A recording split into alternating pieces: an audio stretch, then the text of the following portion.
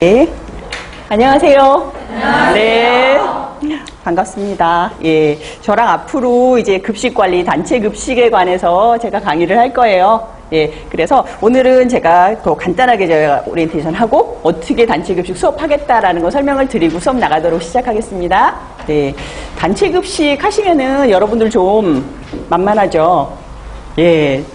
근데 단체 급식이 사실은 범위 자체가 굉장히 넓어요. 그렇죠. 그래서 여러분들이 이렇게 수업 시간에 배우셨던 거, 뭐 식품학이나 영양학처럼 이렇게 확실한 분야가 아닌 거 있잖아요. 원가 관리라든가 마케팅이라든가 이런 거 전부 다 단체 급식이라고 보시면 돼요. 뭐 급식 경영이라든가 인사 관리라든가. 그래서 단체 급식은 지금까지 나왔던 트렌드를 보면은 문제 자체가 그렇게 어렵게는 안 나오는데 여러분들이 처음 이렇게 듣도 보도 못한 분야에서 나올 수도 있거든요. 그래서 단체 급식이 그런 부분에 있어서 좀 약간 좀 까다로운 과목이에요. 그래서 문제가 이거 내가 아는 건데 도대체 어떻게 풀어야 된다 이게 아니라 이거 처음 들어보는 문제다 이런 문제가 나올 수가 있다는 거죠. 그래서 단체 급식은 여러분들이 될 수 있으면 좀 많이 접해 보셔야 돼요. 그래서 저는 항상 여러분들이 단체 급식 어떻게 공부해야 돼요 물어보시면은 많이 풀어보시는 수밖에 없어요, 문제를. 근데 그 문제 자체가 그렇게 완전히 바꿔서 나온다거나 어렵게 나오진 않는다는 거죠. 그래서 저도 될 수 있으면 여러분들이 문제를 좀 많이 접할 수 있도록 해드릴게요. 예, 그렇게 하고, 그 다음에 이제 저도 이제 영양사를 했었어요. 그래가지고 이거를 이렇게 우리 후배 영양사나 이런 친구들한테 단체 급식 문제를 보여주면은 너무 쉽게 푸세요. 자기네들이 실무에 있어서는 굉장히 쉽게 풀 수가 있는 문제인데 여러분들이 이렇게 영양사를 접해보시지는 않았잖아요. 예, 물론 접해보신 분들도 계시지만 그래서 보통 한 진짜 뭐 1년 정도 계셨던 분 그런 분들도 굉장히 쉽게 풀 수 있는 문제가 있는데 그래서 그런 건 제가 될 수 있으면 좀 실무하고 같이 연관을 지어서 여러분들 설명을 드릴게요. 그리고 실제로 여러분들이 이제 영양사가 되시면은 영양사로 가서 이제 일을 하실 거잖아요. 그러면은 이제 단체급 시간에 배웠던 거는 실제로 가서 좀 적용을 하실 수가 있으세요. 그러니까는 여러분들이 실무 준비한다라고 생각을 하시고, 예, 저랑 같이 공부 시작하시면 될 것 같고요. 그 다음에, 다른 거와는 달리 좀 단체급식 같은 경우는 트렌드라든가 이런 숫자 같은 게 좀 바뀌는 것들이 꽤 있어요. 그래서 저랑 수업하시면서도 중간에 바뀌기도 하고 이러거든요. 그런 거는 제가 매번 업데이트를 좀 해드릴게요. 예, 그리고 수업하는 방식은 제가 좀 간단하게 먼저 설명을 드리면은 저는 수업하기 시작하기 전에 이렇게 키워드를 몇 가지 적어 드릴 거예요. 근데 여러분들이 그 키워드를 보시고 나 오늘 이번 시간에 이것만 공부하면 되는구나 이게 아니라 정말 중요한 거 내가 진짜 졸면서 들어도 이거는 꼭 알아야 된다 하는 거 그거 키워드 좀 적어드리고 수업하고 나서 그거 다시 한번 제가 정리를 해드릴게요. 그리고 여러분들이 저랑 이제 3시간 끝나고 이제 다음 시간에 오셔가지고 보시면은 제가 그 키워드 위주로 해가지고 문제를 몇 개 해드릴게요. 기출문제를. 그러면은 그거 머릿속에 한번 정리하시고 문제 싹 푸시고 제가 수업하기 시작하기 전에 그 문제 풀고 제가 시작을 할게요. 그래서 지난 시간 한번 정리하시면서 다시 이어서 시작을 하신다고 보시면 되는 거죠. 예, 그렇게 하시고 그 다음에 챕터 중간에 하면서 제가 어떤 식으로 문제가 나왔었는지 그것도 몇 가지를 좀 풀어드릴게요. 여기서는 이 챕터에서는 이런 식으로 여러분들이 이론을 공부하셨는데 실제로 문제는 어떤 식으로 나온다라는 것도 좀 정리를 해드리고요. 그 다음에 말씀드렸던 것처럼 단체 급식은 시간만 많으면 제가 문제를 여러분들한테 정말 많이 드리고 싶은데 될 수 있으면 제가 보충 문제를 좀 많이 드릴게요. 다른 데 거하고 이렇게 좀 해가지고 드릴 테니까 여러분들 그렇게 좀 잘 따라오시면 될 것 같고 단체 급식은 먼저 말씀드렸던 것처럼 너무 어려운 과목 아니니까 편하게 쉽게 내가 미리 영양사 공부 시작한다 라고 생각하시고 저랑 같이 시작하시면 될 것 같습니다. 그래서 여러분들 보시면은 첫 장 보시면은 이론서의 목차 나오거든요. 여러분들도 다른 과목에서 이제 좀 많이 들으셨겠지만 이게 행운인지 아니면은 몰라도 2017년도부터 문제가 많이 바뀌어요. 그렇죠. 문제 개수도 바뀌고 그 다음에 여러분들이 아시는 이 분야나 영역 부분도 좀 바뀌는 게 많거든요. 단체급식도 마찬가지예요. 그래서 지금까지 여러분들이 나왔던 거와는 이번에 좀 많이 바뀌었어요. 그래서 목차부터 틀려요. 그래서 보시면은 첫 번째 개요 나오죠. 이 개요 부분에 있어서는 말 그대로 이제 단체 급식의 개요라고 제가 뭐 급식 유형이라든가 아니면 급식 계획이라든가 조직이라든가 이런 거 설명을 드릴 거예요. 그래서 단체 급식이란 어떤 거다라는 거를 먼저 설명을 드릴 거고요. 이제 2장 보시면 식단 관리라고 나오거든요. 이때는 메뉴 짜는 거, 어떤 식으로 메뉴를 짜고 그 다음에 어떤 식으로 메뉴 개발하고 관리하는지 그거 설명드릴 거고요. 세 번째 구매 관리에 있어서는 구매 관리는 예, 구매 관리가 뭐예요? 물건 사는 거거든요. 쌀 사고 미역 사고 사야지 우리가 메뉴를 짤 수가 있잖아요. 그래서 거기에 대한 걸 하는데 어떤 식으로 구매할 건가, 어떤 식으로 검수하고 어떤 식으로 발주할 건가, 그 세부적인 거 할 거예요. 그리고 네 번째 생산 및 작업 관리에 있어서는 이거는 우리가 어떻게 식수, 수요 예측을 하고 그 다음에 어떻게 우리가 대량 조리를 하게, 다량 조리를 하게 되는 거잖아요. 그런 거 어떻게 관리할 건지 배울 거예요. 그 다음에 5장에서는 위생 및 안전관리, 그 다음에 6장에서는 시설 및 설비관리, 그리고 7장에서는 원가 및 정보관리인데 7장 같은 경우는 우리가 원가 및 재무관리나 회계관리도 이때 배울 거예요. 이 부분이 조금 까다로울 거예요. 아마 접해 안 보셨으면은. 그 다음에 사무 및 정보관리 같은 거 이런 것도 이때 가르쳐 드릴 거고, 그 다음에 8장의 인적자원관리는 뭐냐면 인력관리예요. 영양사가 되시면은 메뉴만 짜는 게 아니라 조리사나 조리원들 관리도 하셔야 되는 거거든요. 그러다 보니까 사람 관리하는 거, 그런 것도 배우셔야 돼요. 그리고 9장에 있어서는 이제 마케팅 관리를 하게 되는데, 여기 제가 10장에 급식 경영이라고 붙여놨거든요. 근데 요 지난해 영양사 시험 보신 분들까지는 이제 급식 경영 파트라는 게 굉장히 중요했었어요. 예, 그때는 우리가 인사관리, 급식경영, 그 다음에 급식관리, 구매 이렇게 나눌 정도로 급식경영 문제가 굉장히 많이 나왔었거든요. 근데 올해 2017년도에 바뀌면서 이 분야가 아예 없어졌어요. 예, 근데 이거를 제가 못 뺀 게, 일단 여러분들이 지금 바뀌고 나서 처음 시험 보시는 해잖아요.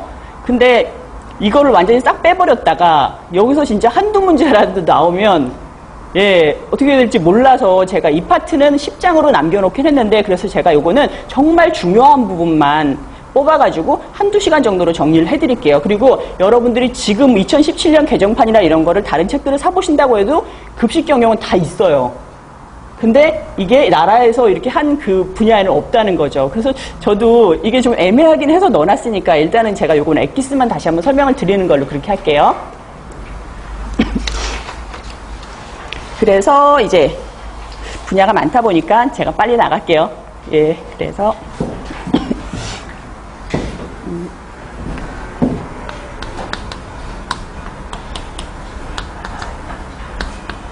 단체급식의 개념하고 목적,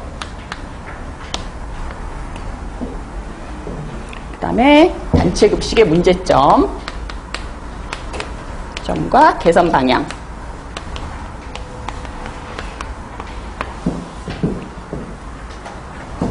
예, 요거 두 가지만 일단 설명을 드릴게요. 단체급식의 개념하고 목적, 그 다음에 단체급식의 문제점. 문제점이 있으니까 어떤 방식으로 우리가 개선을 해나가야 된다라는 것까지 말씀을 드릴게요. 아, 글씨가 안 보이시나요? 글씨를 너무 잘 쓰나요?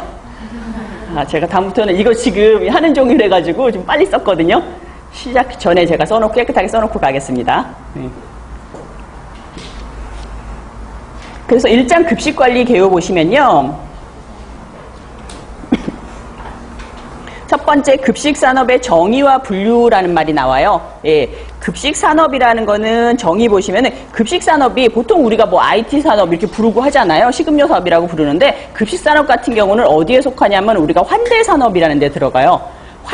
그걸 외우실 필요는 없어요. 환대산업이 뭐냐면은 사람을 맞이해가지고 서비스를 제공을 하는 걸 우리가 환대산업이라고 그러거든요. 그래서 환대산업 아래 들어가게 되면은 호텔업이라든가 관광업이라든가 무형의 서비스를 제공하는 그걸 다 환대산업이라고 그러는데 급식산업도 거기에 들어가요. 예, 우리는 왜 메뉴 주는데 라고 생각을 하겠지만 밥을 주는데 그게 아니라 실제로 유형 서비스인 밥도 나가지만 무형 서비스인 서비스도 있기 때문에 저희가 환대산업에 들어가는데, 일단 그래서 정의 보시면 급식산업이라는 거는 가정 외의 장소에서 상업성 및 비상업성 목적으로 줄 끌게요. 상업성 및 비상업성 목적으로 고객에게 음식을 제공하는, 다시 줄 끌게요. 외식 단체 급식을 포괄하는 업체.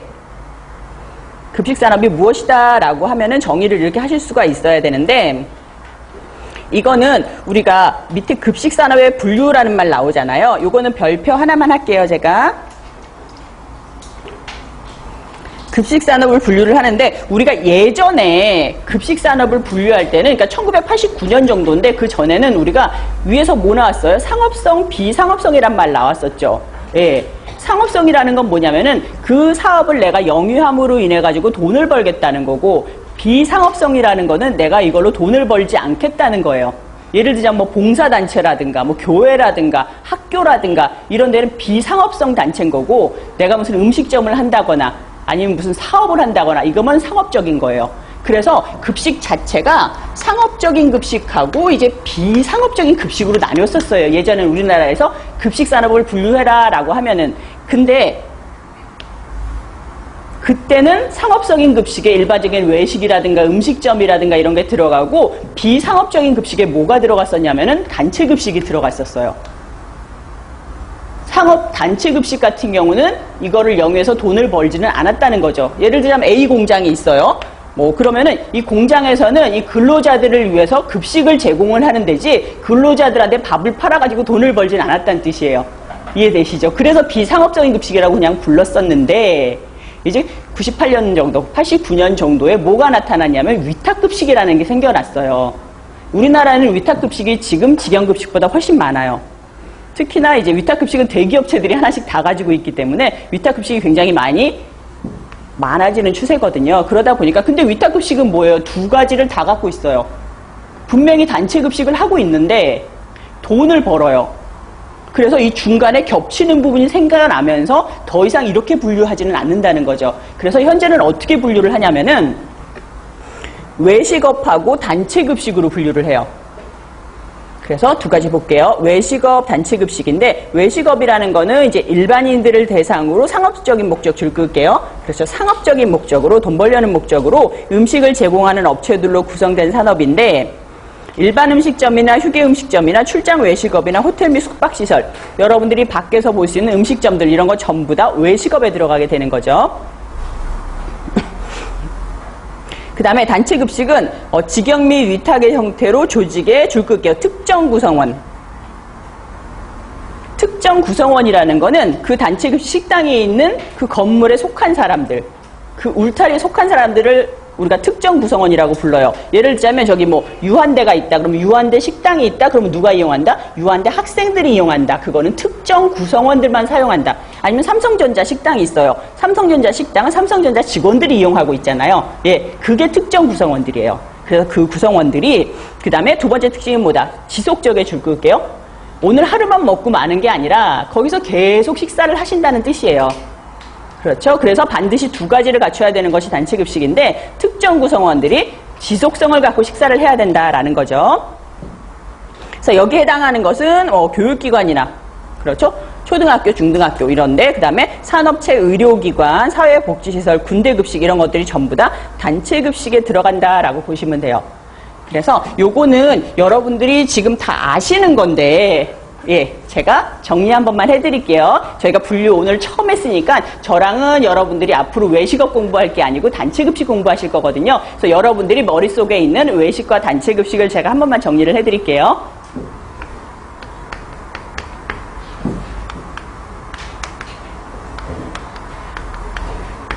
두 개로 해놓고 제가 분류를 할게요. 여기는 급식 대상, 피급식자. 어떤 사람들한테 급식을 하는 거냐라고 봤을 때, 단체급식은 이미 아까 말씀을 드렸잖아요. 누구 특정인에게, 특정 구성원에게 우리가 급식을 한다고 그랬어요. 특정인, 거기 해당되는 사람들 식사를 하는 거고, 이거는 특정인이 아니에요. 불특정인. 저기 부천에 있는 설렁탕집이 맛있어서 내가 부산에서 올라와서도 먹고, 예, 특정인이 아니에요. 그거는 누구나 식사를 할 수 있는 거죠. 그런 사람인 거고, 그 다음에 지속성 한번 볼게요. 식사를 계속 이어서 하느냐 아니면 한두 번 하고 말 것이냐라는 건데, 이거는 단체급식은 지속성이 있어요.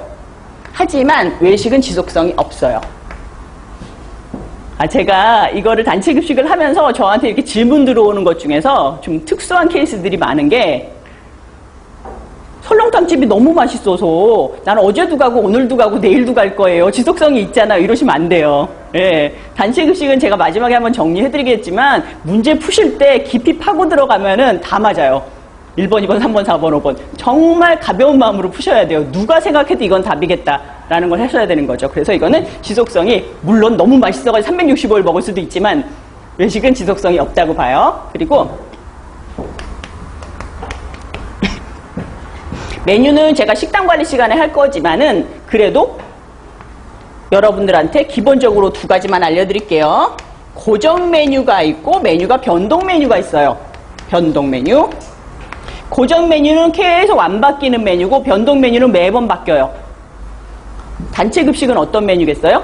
단체 급식은 변동 메뉴예요. 어제는 김치찌개 나왔다가 오늘은 된장찌개 나오고 그 다음날은 설렁탕 나올 수도 있는 거죠. 그걸 우리가 변동 메뉴라고 불러요.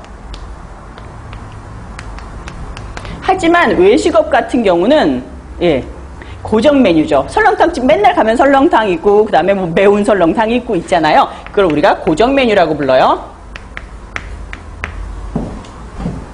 근데 요것도 약간 트렌드긴 한데 요거까지 얘기하면 좀 복잡해지실 것 같아가지고 좀 그렇긴 하지만 요즘은 단체 급식 같은 경우는 워낙에 사람들이 입맛 자체가 좀 다양해졌기 때문에 고정 메뉴하고 변동 메뉴 같이 쓰는 데도 있기는 해요. 무슨 말이냐면 학생 식당도 라면이나 떡볶이 같은 거 맨날 먹을 수 있잖아요. 그건 고정 메뉴예요. 그 대신에 옆에 맨날 바뀌는 메뉴 있죠. 그건 변동 메뉴거든요. 근데 그것조차 해가지고 하시면 안 되고 그럼 너무 깊이 들어간 거고 요즘은 트렌드상 그렇긴 하지만 단체 급식 같은 경우는 거의 다 변동 메뉴를 쓴다라고 생각을 하시면 돼요. 그러면 가격 한번 볼까요? 가격 같은 경우는 단체 급식은 거의 일정한 경우가 많아요. 식당에 들어가면 한 끼 3,000원 아니면 4,000원 이렇게 되는데 외식 같은 경우는 어때요? 거의 뭐 설렁탕은 8,000원, 뭐 만두는 5,000원 따로따로 정해져 있죠. 이거는 메뉴 가격이 다양해요.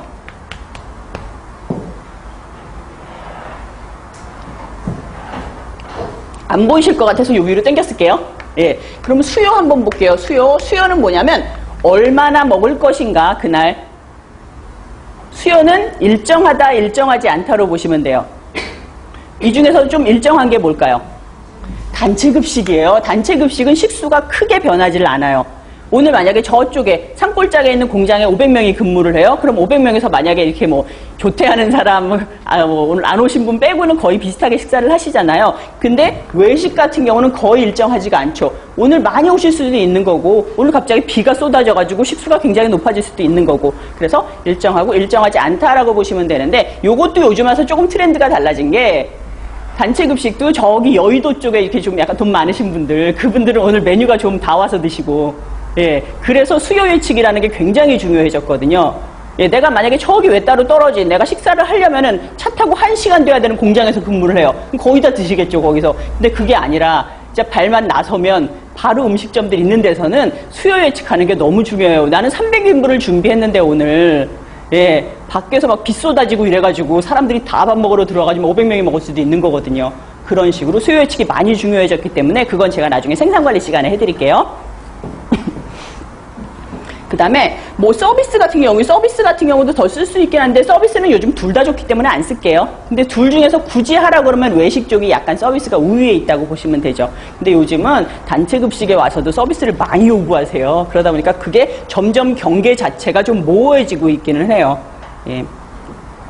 여기까지 정리를 드렸고 그래서 저랑 앞으로는 이거 공부할 거예요. 이 부분을. 그래서 여기까지는 문제가 어떤 식으로 나왔었냐면은 우리가 두 가지 분류 배웠잖아요. 그러니까 외식하고 단체 급식으로 만약에 내가 분류를 한다면 다음 중에서 단체 급식에 속하는 식당은 무엇인가 라고 문제가 나온 적이 있어요. 예를 들자면 1번에 뭐 호텔 식당, 2번에 뭐 피자헛, 3번에 뭐 한식당, 그 다음에 4번에 고등학교 급식.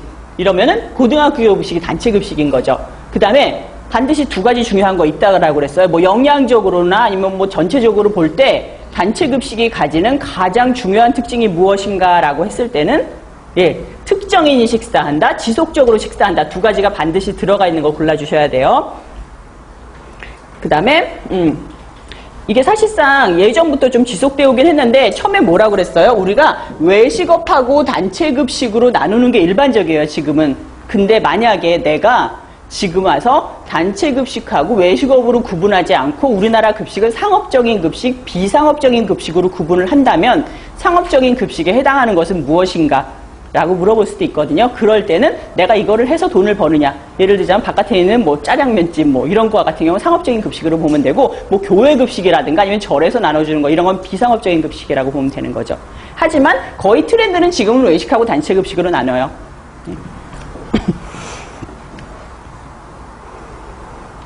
근데 외국에는 혹시 어떻게 나누는지 보셨어요? 미국이나 이런 데는 단체 급식하고 외식업 외에 한 가지 굉장히 큰 게 있어요. 군대 급식이에요. 예.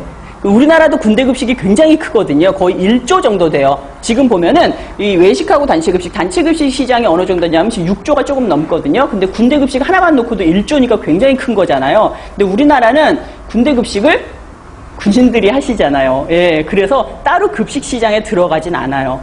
그래서 이렇게 둘로만 나누고 있어요. 그래도 우리나라가 군대 급식이 조금 많이 예전보다는 좀 했던 게 군대에서도 이제 영양사를 채용하고 이러는 경우가 있거든요. 예.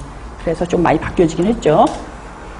그 다음에 세 번째 급식 산업의 최신 경향 한번 볼게요.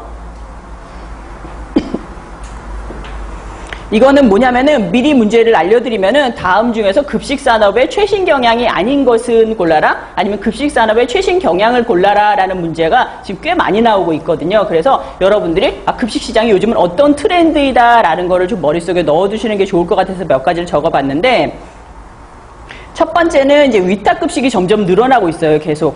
예. 그래서 저랑 앞으로 다음 시간이나 해가지고 위탁급식이 어떤 점이 장점이고 어떤 점이 단점이다라는 거 배우실 건데, 어쨌거나 위탁급식은 점점 늘어나는 추세고요. 여러분들도 이제 선배님들 보면은 위탁급식 업체로 가시는 분들이 좀 많죠.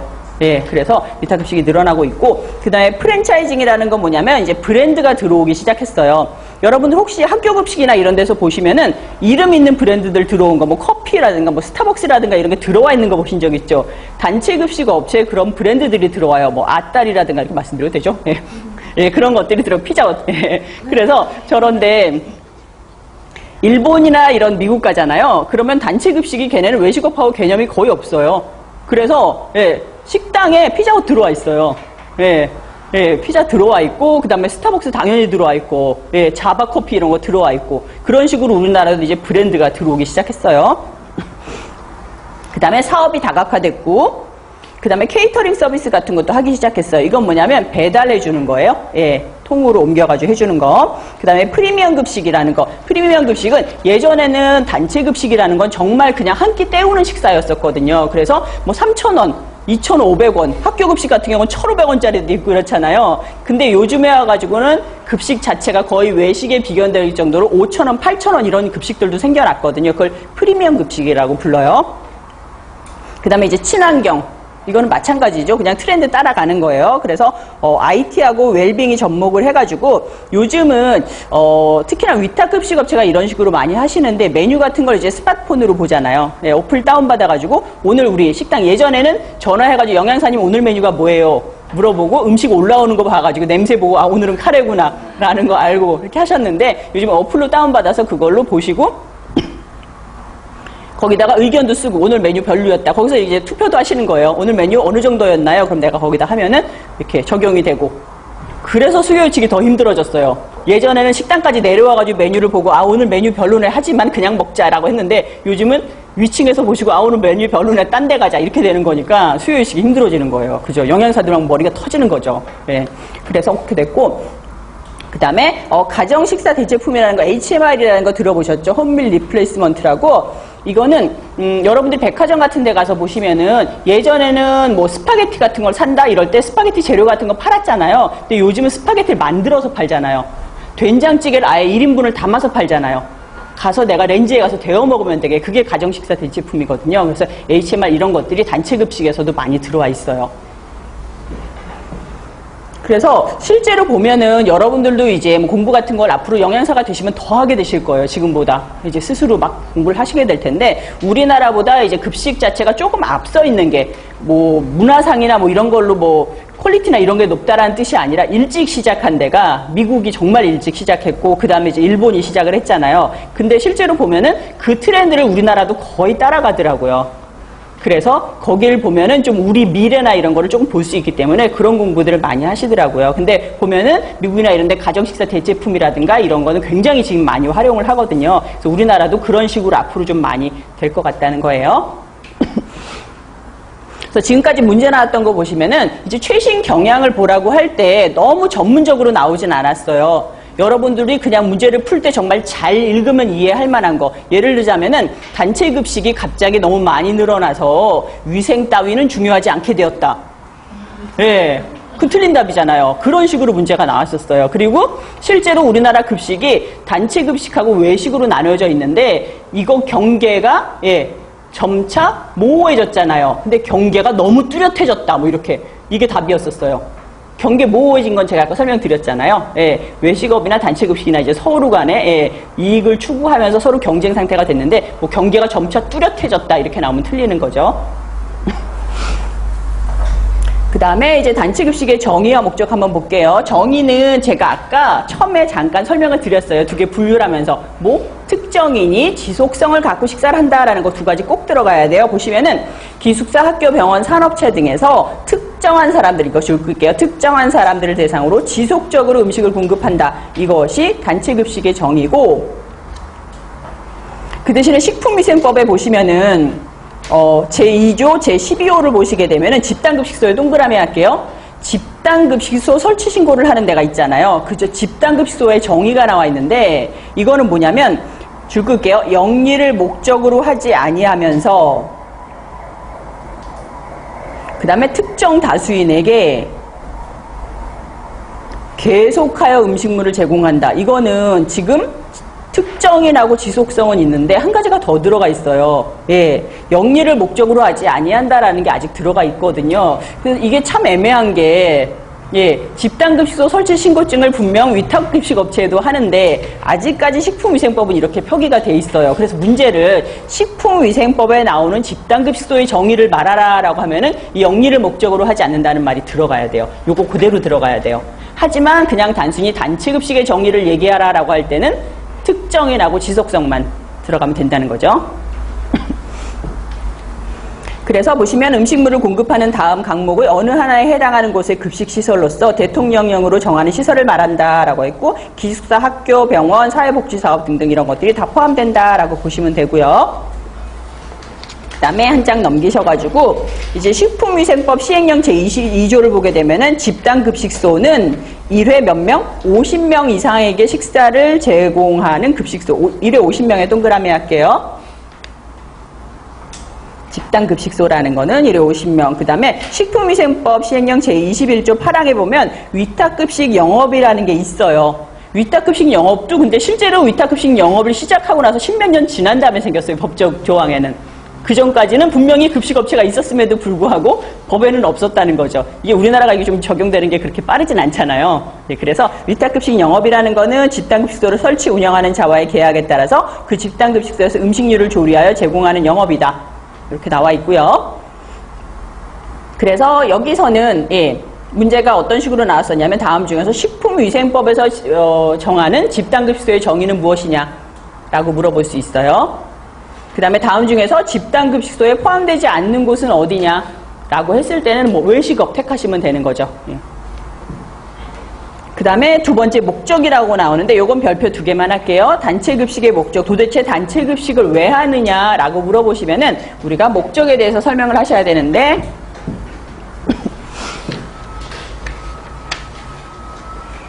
단체급식의 목적은 왜 중요하냐면은 저도 이렇게 문제를 자주 풀어보는데 풀어보다 보면은 여러분들이 이제는 문제가 40문제 나오잖아요. 보시면은 1번 문제가 거의 이거예요. 여기 개요에서 만약에 문제가 나온다면 거의 이거더라고요. 그래서 단체급식의 목적은 크게 두 가지로 나뉘어요. 하나는 뭐냐면 단체급식이 이루어지는 곳이라면 어디서든 갖고 있는 공통의 목적이 있어요. 이게 초등학교건 병원이건 다 똑같은 목적을 하나는 갖고 있고 두 번째는 고유 목적이에요. 이거는 학교급식만이 갖는 목적, 이거는 병원급식만이 갖는 목적 두 가지로 외우셔야 되는 거거든요. 이해되시죠? 네. 그래서 첫 번째 목적은 뭐냐면은 공통의 목적이라고 제가 적어드렸는데 이거는 급식이 실시되는 어떤 곳에서든 여러분들이 나중에 저랑 유형이라는 거 할 거예요. 단체급식이란 이만한 덩어리가 있으면 걔를 분류를 할 거거든요. 근데 우리나라에서 단체급식을 분류하는데 가장 많이 사용되는 게 뭐냐면은 뭘 것 같아요? 먹는 사람에 따라서 분류하는 거예요. 피급식자에 따라서. 초등학생들이 먹으면 초등학교 급식이에요. 그거는. 공장에서 하는 급식은 공장 급식이에요. 연수원에서 하는 급식은 연수원 급식이고요. 대학생들이 먹는 거는 대학교 급식이에요. 이해되시죠? 그게 이제 먹는 사람에 따라서 급식을 분류하는 건데 먹는 사람에 따라 상관없이 어떤 데서든지 갖는 것이 공통의 목적인 거죠. 볼게요. 공통의 목적은 피급식자, 먹는 사람의 건강 유지 및 증진을 위해서다. 예. 그리고 두 번째는 편리성을 제공하고 비용을 절감하기 위해서이다. 편리성을 제공을 한다는 거는 여러분들이 예전에 여러분들은 중고등학교 다닐 때 다 급식하셨었죠. 예. 저 때는 도시락 싸갖고 다녔거든요. 식당이 없어서. 그때 엄마가 막 죽으려고 그랬는데, 예. 근데 편리성이, 엄마가 일일이 도시락 싸주시는 것보다 학생들이 거기서 식사하는 게 훨씬 더 편리성이 제공이 되잖아요. 특히나 공장 같은데, 거기서, 야, 이게 점심시간이니까 다들 밥 먹고 와라, 이거보다는 한 군데서 식사를 딱 하고 하는 것이 훨씬 더 편리성이 제공하는 방안이 된다는 거죠. 그리고 두 번째는 비용 절감된다는 건 아무래도 대규모 급식이다 보니까 한두 명 급식하는 것보다 100명 급식 만드는 게 훨씬 비용이 절감이 되는 거죠. 비용 절감 차원이기도 해요. 그리고 인간관계 육성하고 사회성을 함양하기 위해서다. 예. 요즘 근데 혼자 드시는 분들이 많아가지고 이게 사회성 함양에 얼마나 도움이 되는지 모르겠지만 어쨌거나 요즘은 그래서 저도 이렇게 설계 같은 거 할 때 좀 참여를 많이 하거든요. 식당을 새로 만든다 하게 되면은 1인용 테이블 놔달라는 얘기를 그렇게 많이 하세요. 예전에는 이렇게 4인용, 4인용 하고 아니면 공장처럼 쭉 늘어서 가지고 막 12명 한꺼번에 먹고 이랬잖아요. 그게 아니라 벽 쪽에다 1인용 테이블 쫙 붙여요. 한 사람씩 먹을 수 있게. 그리고 다 혼자 내려와서 드시는 분들이 그렇게 많으세요. 예. 근데 아직까지는 이제 사회성 함양이라는 목적이 있어요. 단체급식을 하게 되면. 그 다음에 피급식자에 대한 휴식처도 제공을 할 수가 있고요. 그 다음에 자원의 효율적인 경제적인 활용에 기여한다. 이건 무슨 말이냐면 우리가 예를 들자면 올해가 지금 풍년인 게 뭐 있죠? 양파가 풍년이 아니죠. 뭐가 풍년이지? 감자 많이 나잖아요. 감자가 너무 많이 났어. 그래가지고 나라에서 감자가 풍년이라가지고 난리가 났어. 감자 농민들한테 감자를 다 사줘야 될 판이야. 그러면은 또 감자가 참 좋은 거다라고 뉴스도 많이 나오면서 예, 이렇게 단체급식 하는 데서 감자를 많이 쓰라고 이렇게도 하거든요. 예전 얼마 전에 쌀 같은 거 너무 풍년이라서 쌀로 만든 요리 다 해먹으라고. 그죠? 예, 양파 풍년일 때는 양파 김치까지 나왔잖아요. 그래가지고 그런 식으로 이렇게 활용을 하게 되는 거죠. 그 다음에 두 번째 고유 목적인데 이거 별표 또 하나만 할게요. 목적 중에서도 문제 더 많이 나오는 거는 고유의 목적이에요. 그래서 고유의 목적은 산업체 같은 경우는 생산성 향상과 복리 증진. 생산성 향상을 한다는 거는 예, 빨리 식사하고 일 더 열심히 하게 된다는 거예요. 예, 뭐 단절되는 게 없죠, 일이. 그 다음에 이제 복리 증진. 우리 회사 내가 A하고 B가 있어. A 공장을 갈 것인가 B 공장을 갈 것인가 결정할 때 A 공장은 식당이 있어서 밥을 준대. B 공장은 내가 도시락 싸가지고 다녀야 된단 말이야. 이쪽이 더 복리 증진 차원에서 좋다는 거죠. 그리고 학교 같은 경우는 바람직한 식습관 형성과 교육 활동 효과도 있다라고 보는 거고요. 병원은 특히나 질병 치료 및 회복 증진, 건강 회복을 위해서 병원식을 제공을 한다라는 거고, 그다음에 군대는 군력 증진. 그 다음에 사회복지시설은 가정적인 분위기를 조성해주기 위해서, 아동복지시설은 신체적, 정신적으로 좀 건전하게 육성을 하기 위해서 우리가 급식을 하는 거고, 교도소 같은 경우는 교정활동을 지원하기 위해서 우리가 급식을 하게 되는 건데, 요렇게 나왔을 때 문제는 어떻게 나오냐면은 두 가지로 나올 수가 있는데 다음 중에서 단체 급식의 공통 목적이 아닌 것을 골라라 라고 해요. 그러면은 고유 목적이 하나 낄 수 있다는 거죠. 우르르 나오고 만약에 거기다가 뭐 생산성 향상과 복리 증진을 한다. 이거는 산업체 목적이잖아요. 이게 중간에 끼면은 공통적인 목적이 이건 아닌 거죠. 그 다음에 서로 연결하는 거. 다음 그 고유 목적을 서로 연결 바르지 않게 한 것은 내가 병원 급식인데 만약에 군력을 증진한다. 이러면 서로 연결이 잘못된 거라는 거예요. 그래서 연결하는 거 여러분들이 하실 줄 아셔야 돼요. 그 다음에 여기까지 했고요. 저희가 이제 단체급식의 순환과정 나오는데 단체급식의 순환과정은 저랑 단체급식 배우면서 급식관리 배우면서 계속 할 건데 제가 맛만 보시라고 이렇게 적어놨어요. 우리 요런 거 공부할 겁니다 라고 해서. 그래서 단체급식은 보통 어떻게 이루어지냐면은 단체급식이 주기가 얼마예요? 보통 하루 주기로 돌아가요. 아침, 점심, 저녁 나가고 그 다음날 또 아침, 점심, 저녁 나가고 내가 정말 이렇게 전생에 만약에 나라를 구해서 내가 점심만 하는 데 갔다. 영양사로. 그러면은 점심하고 그 다음날 점심하고 그 다음날 점심하고 최고가 뭐냐면은 제가 여러 군데 돌아다녀 보니까 하루에 100씩에서 200씩 정도 점심만 하는 주 5일 근무 업장이에요. 네, 최고예요. 거기는. 메뉴는 반드시 하나만 나가야 돼요. 네. 그리고 좀 떨어져 있으면 좋아요. 남들이 밖에 나가 급식 못하게. 네, 그러면은 정말 최고인 거죠. 그리고 한 끼 한 6,000원, 7,000원. 네, 그래서 우리는 막 거의 신의 아들이라고 부르고 그래요. 거기 그런 데 가는 친구들을. 근데, 그런 데가 딱 좋은 데가 어디냐면요. 지방에 있는 은행이에요. 예. 아, 나 충청도에 하나은행이 있어. 그럼, 야, 거기 대단하구나. 그리고 그런 데가 복리 증진 같은 거 잘 돼 있어요. 그래서 영양사한테 혜택도 좀 많이 돌아오고 그런 게 있어요. 지금부터 막 병원만 그냥 은행만 찾아다니시면 돼요. 예. 그래서, 단체 급식엔 순환 과정 나타내는데, 그러니까 요게 하루에 이루어지는 과정이에요. 보시면 수요 예측. 맨 처음에 과연 얼마나 먹을 것인가 이걸 내가 예측을 해야 되는 거예요. 지금 내가 여의도 쪽에 있는 오피스에 있어. 증권가에 있단 말이에요. 근데 우리가 1200명이 상주를 해요. 근데 과연 내일은 얼마나 먹을 것인가 라는 걸 내가 예측을 해야 거기에 맞춰서 메뉴도 짜고 검수도 하고 발주도 하는 거 아니에요. 그렇죠. 먼저 수요 예측하신 다음에 그 다음에 메뉴 계획 세우시는 거예요. 그 다음에 소요량을 파악해야 되고요. 몇 명 정도 먹을 것인가. 그러니까 내가 뭐 배추를 얼마나 사야 될 것인가, 뭐 쌀을 얼마나 필요로 할 것인가. 그 다음에 구매하시는 거죠. 실제로 한 다음에 검수.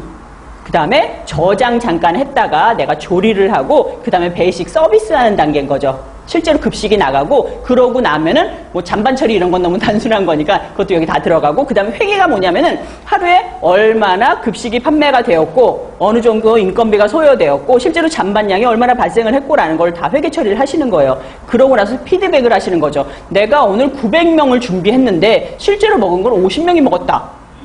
네, 큰일 났다. 어떻게 하냐, 자기 반성을 갖자, 이게 아니라, 왜, 그 다음 식사에 피드백을 하셔야 되는 거죠. 아, 식사가 이러면 지금 뭐 줄여야겠다든지, 아니면, 오늘 메뉴가 시금치 나물이 나갔어. 근데 내가 잔반통을 보니까 시금치 밭이야.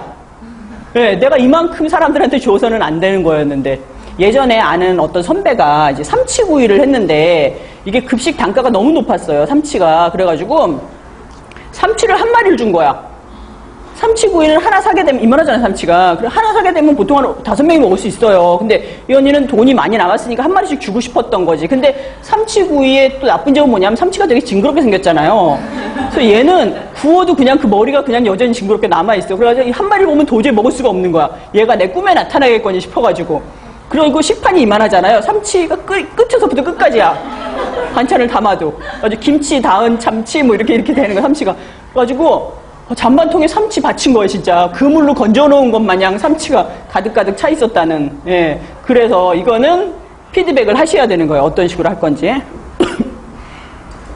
옛날에 어떤 분은 또 단가가 너무 높아가지고 배를 하나씩 줬어요. 배를 정말 이만한 배를 하나씩. 그러니까 그거를 사람들이 이빨로 이렇게 갉아먹다 말고 뭐 칼을 준 것도 아니고 고맙긴 한데 그거를 그래가지고 다들 이렇게 조금 갉아먹는 사람이 있고 조금 먹다 버린 사람이 있고 식당을 나가는데 다 배를 하나씩 들고 이렇게 나가는 거예요. 거기서 먹지 못하고. 예. 그러니까는 이거는 피드백에 맞춰서 하셔야 된다는 거죠. 그래서 우리가 밑에 보면 경영관리의 순환적인 3대 기능이 딱 나와 있어요. 계획, 실시, 평가. 요 세 가지인 거죠. 이거는 우리가 경영관리의 순환적인 3대 기능이라고 부르는데 이게 마찬가지로 급식에서도 나타나요. 계획, 실시, 평가. 그래서 급식에 있어서 계획에 해당되는 건 내가 인력 계획도 해야 되고 영양 계획도 해야 되고 메뉴 계획도 해야 돼요. 운영 계획도 해야 되고 구매 계획, 식수 예측, 조리 계획 전부 다 해야 되고 실시하는 거는 말 그대로 계획 세웠던 거를 내가 실시를 하는 거죠. 그래서 식단 작성하는 거, 구매, 검수, 저장, 조리, 생산, 배식, 인력 관리, 설비 관리 이런 거 전부 다 실시 과정, 실제로 행하는 과정인 거고 그러고 나서 평가해야 돼요, 이제. 그러면은 내가 메뉴 평가 잘 나갔는지 원가 관리해야 되고 실제로 내가 3,000원을 받았는데 이거를 다 못 쓰고 뭐 2,100원만 썼다든지 이런 거 보셔야 되는 거고 각종 일지 쓰시는 거 급식 일지, 위생 일지 쓰셔야 되고 재고 조사하는 거, 만족도 조사하는 거, 검식 이런 게 다 평가에 들어가게 되는데 이거는 경영 과정에서 나와져 있는 거니까 만약에 문제가 지금은 단체 급식의 순환 과정에 있어서 그거를 제대로 나열한 거 순서대로 잘 나열한 것을 골라라라는 문제는 많이 나와요. 급식이 어떤 형태로 어떤 방향으로 이루어지는가라는 걸 순서대로 나열하는 거 이거는 뭐 영양사의 업무에 따라 나열하라 라고도 이루어질 수가 있고 아니면은 급식이 이루어지는 단계대로 나열하라 라고도 할 수가 있어요. 그래서 요거는 순서 지금 근데 여러분들이 굳이 외우지 않으셔도 저랑 급식관리 수업하시고 나면 그냥 자다가도 벌떡 일어나서 나와요. 예, 그러니까 요런 관계로 이루어진다라는 거. 그리고 경영관리 3대 기능 중에서 다음 중에서 계획에 들어가는 것은 아니면은 평가에 들어가는 것은 실시에 들어가는 것은 하는데 이것도 읽어보시다 보면은 나와요. 계획은 전부 다 계획자가 붙었어요, 뒤에. 평가하는 것도 내가 급식이 이루어진 다음에 어떤 식으로 평가를 하느냐라는 거거든요. 그래서 요거는 여러분들이 이해하시면서 넘어가신 문제 푸는 데는 그렇게 무리가 없을 것 같아요. 그 다음에 이제 단체급식의 특징 한번 볼게요. 단체급식의 특징은 저랑 했던 거 요거 다시 한번 정리해 드리는 거예요. 그래서 요거는 별표 하나만 할게요. 만약에 문제 물어볼 때 다음 중에서 단체급식에 대한 설명으로 맞지 않는 것은 하고 나올 수가 있어요. 그래서 첫 번째 보시면 특정인을 대상으로 지속적으로 급식을 하더라라는 거 당연히 단체급식인 거고, 그 다음에 외식업 대비 식단가는 조금 낮더라. 이게 정말 억울한 게요. 저도 이제 한 25년 정도 됐거든요. 영양사 쪽은. 식단가가 안 올랐어요. 그때 20몇 년 전에 시작할 때도 뭐 2,000원, 2,500원 이랬거든요. 근데 그때도 설렁탕은 3,000원, 4,000원이었는데 설렁탕은 이제 10,000원인데 급식은 뭐 몇천 원 안 올랐어요. 1,000원, 1,500원 이렇게밖에 안 올라서 그 대신에 재료비는 얼마나 올랐어요. 인건비도 얼마나 올랐어요. 예. 인건비 엄청나게 올랐잖아요. 저희 때 800원이었거든요, 한 시간에. 예. 근데 인건비가 지금 엄청나게 올랐으니까. 근데도 예, 가격이 안 따라가니까 그 대신 사람들이 단체급식은 높으면은 화내요. 뭐 단체급식이 무슨 누가 4,000원이나 주고 뭐 이러거든요. 그러다 보니까 영양사들이 점점 힘들어지는 거예요, 메뉴 짜기가. 어쨌거나 외식업 대비는 식단가 낮다라는 거. 그 다음에 대부분 누가 관리자로서 영양사가 근무를 해요. 이거는 법적으로 돼 있는 거니까. 그 다음에 규모가 크고 짧은 시간에 다량의 식사를 공급한다. 우리가 이거를 집중 배식이라고 그러고 뭐 피크타임 배식 이렇게 부르거든요. 그래서 외식업 같은 경우도 물론 점심시간이 있긴 하지만 거의 하루 종일 급식이 되는데 단체 급식 같은 경우는 식사 시간이 있어요. 12시에서 1시. 이때만 엄청나게 바쁜 거예요. 그때 집중적으로 배식을 해야 되기 때문에 이 워킹 스케줄이나 인력 관리하기가 너무너무 힘든 거죠. 예, 단시간에 우리가 집중 배식이라고 부르고, 일반적으로 순환 메뉴가 많아서 메뉴가 날마다 변한다. 이거는 변동 메뉴 중에서 순환 메뉴를 많이 활용하게 되는데 요건 제가 메뉴 관리하면서 다시 한번 알려드릴게요. 그 다음에 대량 식중독의 위험이 있어서 위생관리가 필요하다. 이거는 당연한 거죠. 예, 급식을 단순히 외식 쪽에서 하면 식중독이 일어나도 한두 명 정도 발생을 하는데 이거는 다량 급식, 대량 급식을 하기 때문에 똑같은 음식을 먹잖아요. 그래서 식중독이 일어나면 다 식중독 일어나게 되는 거죠. 그래서 위생관리 정말 철저하게 해야 되고, 그다음에 작업관리나 인력 운영을 좀 체계적으로 이루어진다는 거. 예.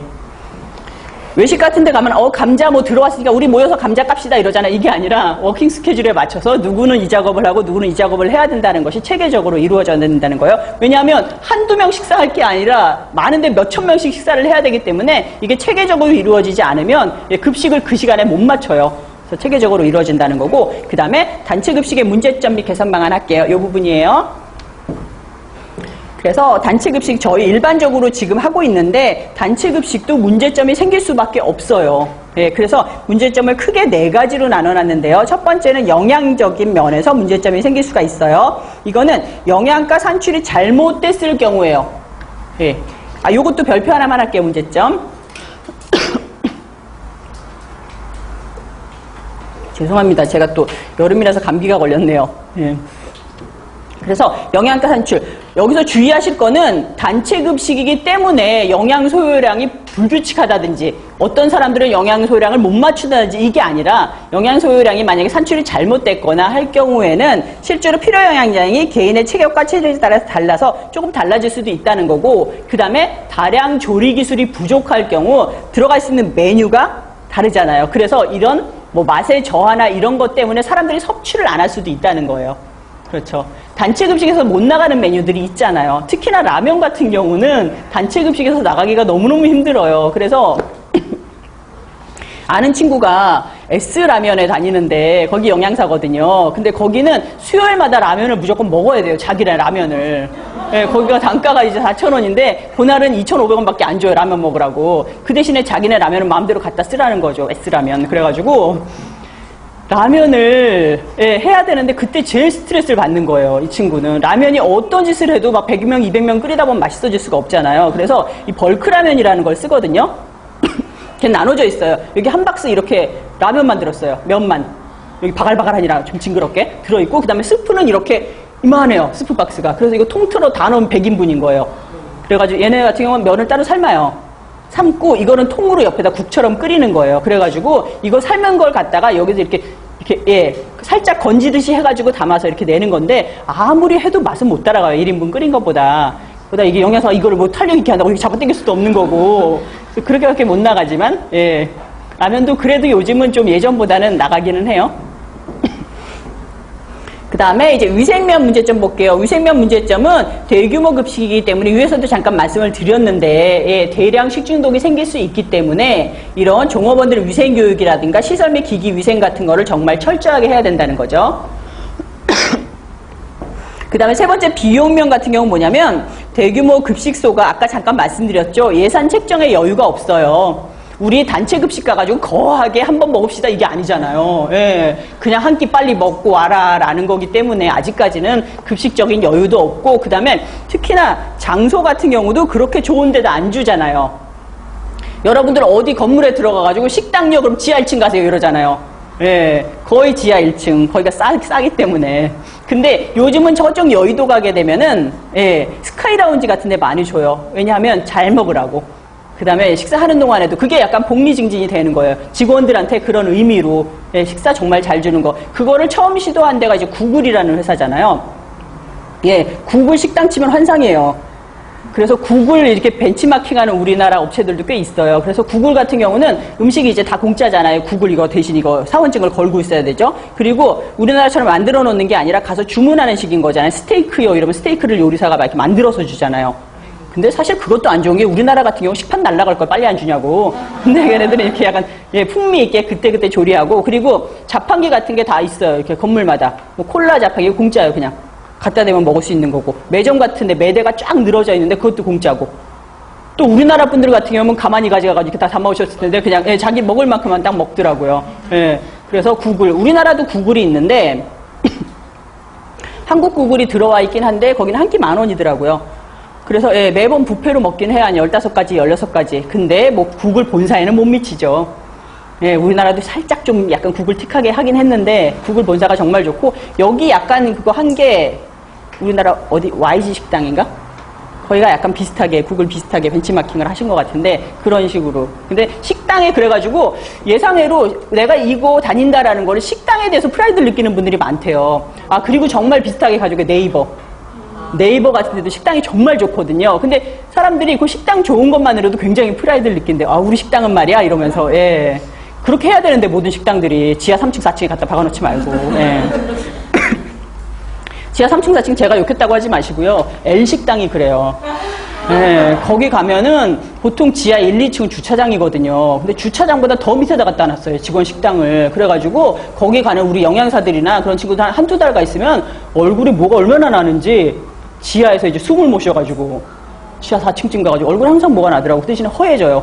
햇빛을 못 봐서. 예, 어쨌든 그런 식으로 있긴 한데, 아, 여기 위치가 나왔으니까 위치는 그러면 어디가 가장 좋을까요? 직원 식당이? 예, 맞아요. 1층이 가장 좋아요. 스카이라운지가 환경은 좋은데 스카이라운지에 가게 되면 뭐가 안 좋냐면 예, 물건 검수하기가 힘들어요.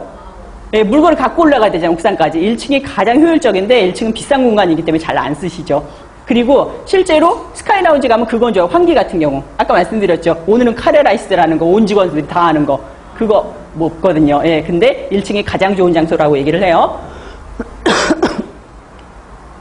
그 다음에 심리면. 심리면은 뭐냐면 사람들이 가정식에 대한 향수가 있다는 거예요. 얼마 전에 조사했을 때 가정에서 쓰는 레시피가 도대체 몇 가지냐라고 물어봤을 때 사람들이 100가지가 안 된대요.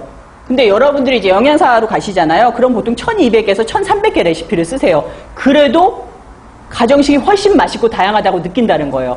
심리면이 있기 때문에. 그래서 심리면적인 문제점이 어쩔 수 없이 생길 수밖에 없다는 거예요. 이제 개인의 기호 경향을 무시한 채 획일적인 단일 식단이 문제시 될 수가 있다는 거.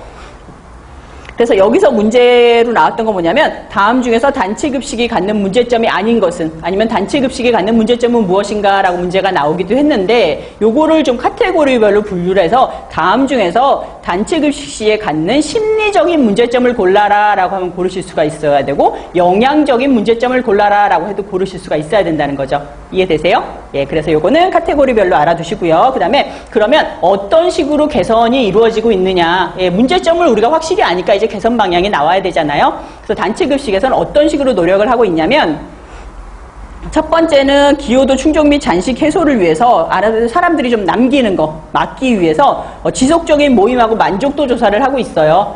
여러분들 지금 식사하시는 거에 대해서 불만이 무엇이냐라는 조사를 한다는 거죠. 그래서 지금 국이 너무 짜다든지 밥이 너무 양이 많다든지 이런 게 있으면은 조절을 한다는 거고, 그리고 두 번째는 급식 관리자의 자질 향상. 실제로 여러분들이 영양사 되시잖아요. 그리고 우리나라는 좀 특이하게 이제 단체 급식이 이제 대기업이 좀 많다고 그랬잖아요. 그러면 정말 교육을 여러분들 영양사 되시려고 시험 공부하셨던 것보다 더 하셔야 돼요. 예. 그래서 급식 경영이나 뭐 인사관리나 이런 거 공부를 지속적으로 하셔야 되는 거고, 그 다음에 위생적인 급식 관리도 하기 시작했어요. 헬스업이라는 것도 많이 적용을 했다는 거고, 그 다음에 합리적인 경비 절감이라는 건 뭐냐면 계절식품이나 대량 구매를 통해 가지고 저렴하게 구입을 한다는 거예요. 여러분들이 막 아주 가쁘지만 그게 아니라가지고 막 밭대기로는 못 사겠지만, 예, 한꺼번에 많이 사게 되면 좀 저렴하게 구매를 할 수 있다는 거고요. 그 다음에 이제 합리적인 작업 관리, 이건 작업 분석을 통해 가지고 내가 동선을 조절을 한다거나 아니면 일하는 사람들을 워킹 스케줄을 조절함으로 인해 가지고 작업 관리를 좀 조절할 수도 있어요. 그리고 시설의 쾌적성을 유지하는 거. 시설의 쾌적성을 유지하면 여러분들이 실제로 영양사 되시면 되게 힘들어지는 게 고객이 두 개가 생겨요, 동시에. 외부 고객은 당연히 생기는 거, 식사하는 사람들, 저 사람들에 대한 불만이라든가 의견 같은 걸 많이 들어야 되는데 내부 고객이 있어요. 여러분들이 어느 업장 가셔도 여러분들이 가장 윗사람이란 말이에요. 영양사인데 영양사로서 본인들보다 어쩔 수 없이 정말 100%는 나이가 많을 거예요. 나이가 많으신 조리사님, 조리원들, 이런 분들 여러분들이 관리하셔야 되는데 그분들을 정말 잘 관리하셔야 되는 거죠. 예. 그래서 맨날 울면서 출근하는 사람도 있단 말이에요. 저 영양사 메뉴 왜 저래 막 이러면서. 심각하게 들으시는 거 아니에요? 예. 예. 그래서 그 내부 고객 관리하는 것도 힘들거든요. 그래서 시설의 쾌적성 유지하는 것도 큰 도움이 돼요. 그 다음에 경영자의 이해라는 건 뭐냐면, 우리 사장님이 급식은 2,500원 넘으면 절대 안 된다고 그러셔. 사장님 2,500원 갖고는 밥하고 국밖에 못 나가요. 예, 이런 식으로 위에 그런 걸 이해시켜야 될 필요도 있다는 거죠. 이렇게 하다 보면은 아무래도 문제점도 좀 줄어들고 우리가 비용 면적에서 줄어들 수 있다는 거죠. 여러분들이 자꾸 앞에 거 이렇게 뒤적뒤적 거리시니까 제가 막 가슴이 뛰어가지고 제가 늦게 끝나나 하고. 그래서 예, 오늘 할 거는 제가 단체 급식의 개념하고 목적했는데 개념 같은 경우는 뭐라 그랬어요? 우리가 두 가지 반드시 들어가야 되는데 특정인이 지속적으로 식사를 한다는 거. 그 다음에 목적은 두 가지로 나뉘어요. 공통의 목적하고 고유의 목적 나뉜다는 거. 그 다음에 문제점 우리가 네 가지로 말씀을 드렸어요. 내가 심리면, 영양면 등등 해가지고. 그래서 어떤 식으로 개선 방향을 갖고 있다는 것까지 말씀을 드렸습니다. 네, 수고하셨습니다. 네.